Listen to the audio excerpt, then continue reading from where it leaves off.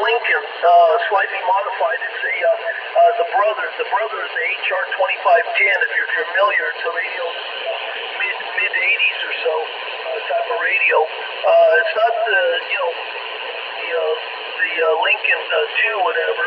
The Lincoln, I don't really care for those kind of radios really all that much.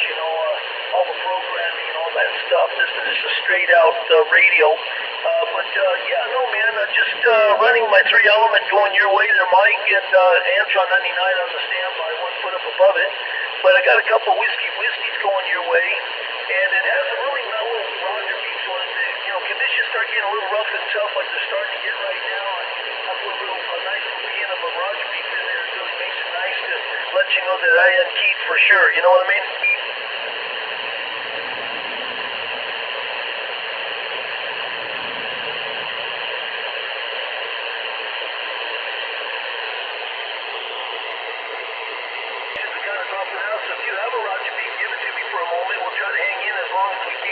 I know it's getting a little rough and tough. Conditions are dropping out, and with a barefoot station makes it real rough and tough.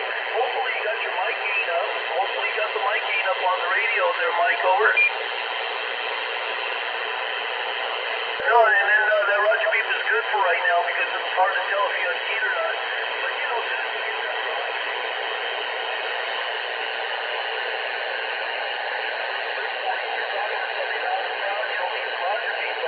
you get that sporadic like it is right now, and you and I are talking back and forth, kind of hard to tell if you have keyed or not. That Roger beep is, is a really good working tool on your radio.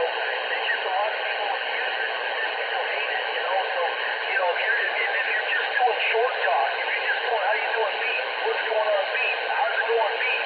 Just saying a couple words, and then you got a Roger beep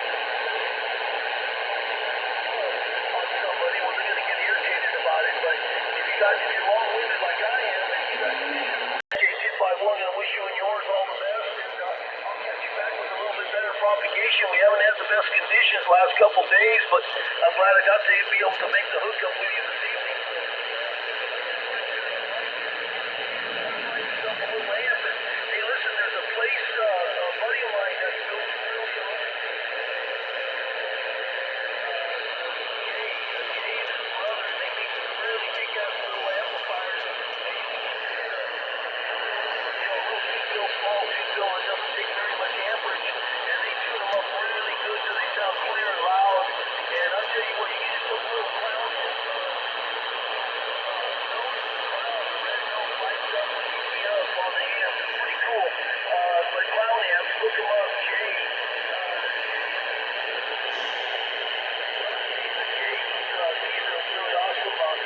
builder for amplifiers. They call them Clown amps. Check them out. They got 27415. Hey, where'd you go? How about it out there by the Space Needle?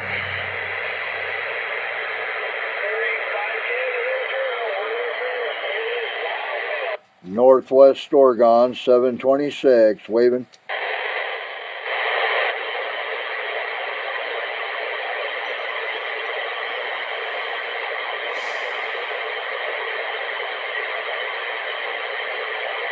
Yeah, no, I remember you. I was Unit 28 back then. I used to live on a hill in Thousand Oaks, up on top of a hill. I had a great location. I remember you.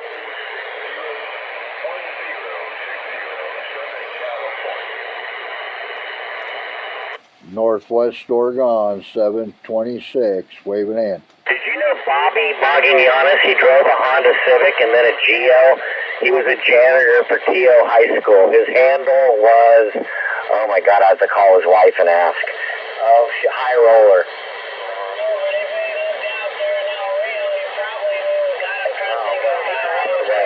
Get out of the way, man. Okay, then Renegade 73s, my friend. Unit 28, I call myself Bad Seed now. I'll put it on you later. I'm gone.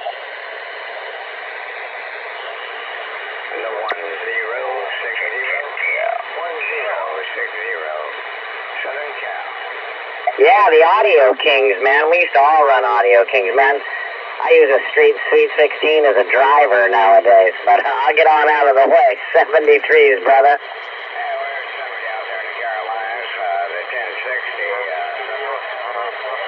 Northwest Oregon, 726, Cascade Mountains, waving.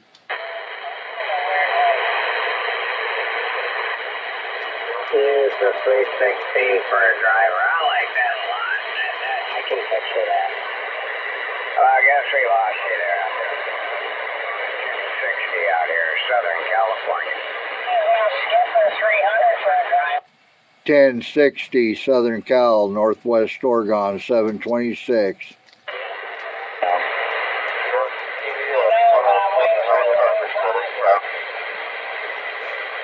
Man, I showed you how to get 220. I don't know why you don't just make your own extension cord.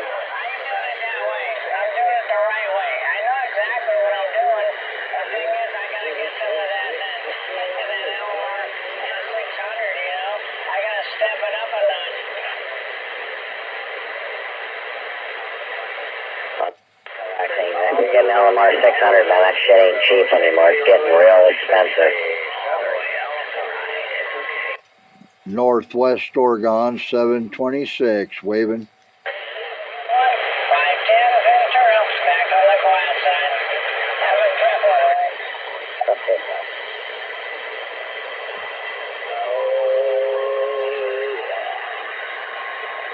521 or so.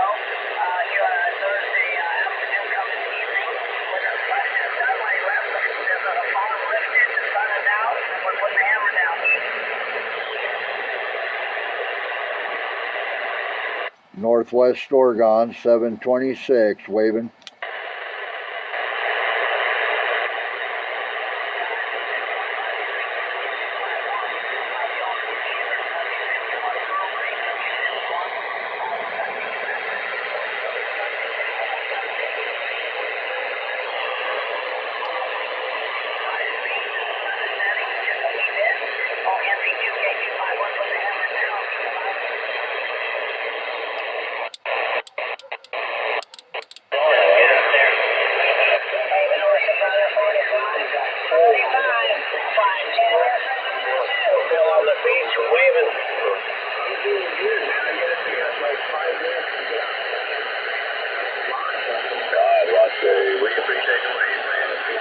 Here tonight in Florida. 73 C is 510. Slow and smooth as well, man. We're waving ahead. Roger, roger on that 45.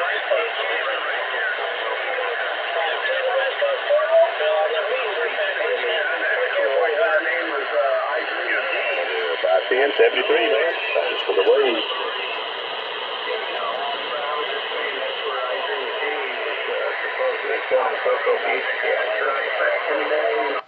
Northwest Oregon, 726, waving.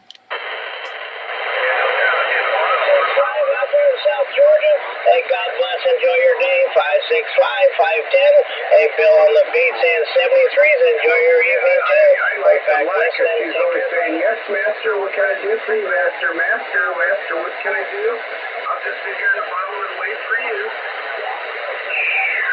I'm with you, brother. We got overcast until about 12 or 1 o'clock. I mean, it finally burned off about half an hour ago. And so we got that big rage and the drizzle out here. Not too much sun lately.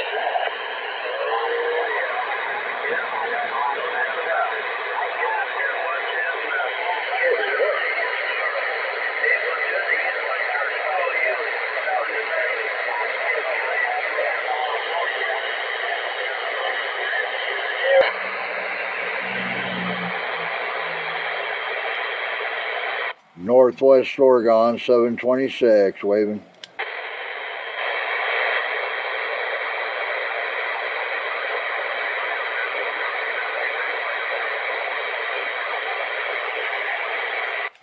Northwest Oregon, 726, trying.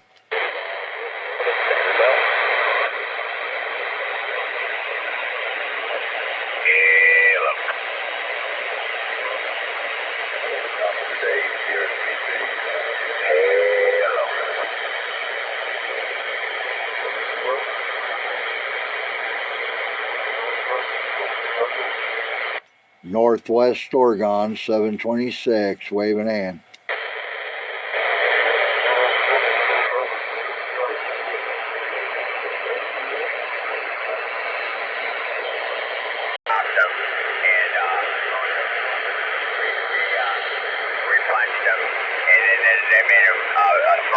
something for it and made a V6 out of it. But yeah, I had a 350, and what I did was that, I went out and bought a 39 700 pin block, which is a 4-volt main version of the 2-volt main that I already had in the truck. Really strong. And then I had this in that book it said, hey, if you want good oil flow in an engine, rebuilding an engine, there's this paint called Galiptic, right? And what you do is that you go in there with a grinder and you grind off all the edges, right? Just stick to all the sharp edges and try to make them round. As long as they're not making anything, it doesn't make any difference. Then you sit there and it's going to take 24 hours for each coat to harden. And when that stuff hardens, it's like a rubber sealant.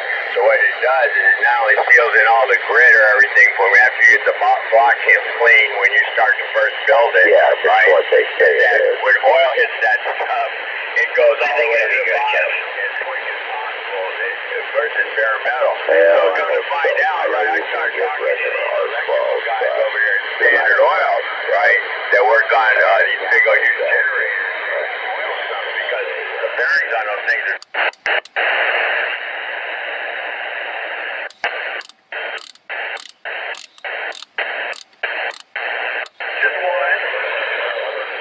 Hey, Roger that.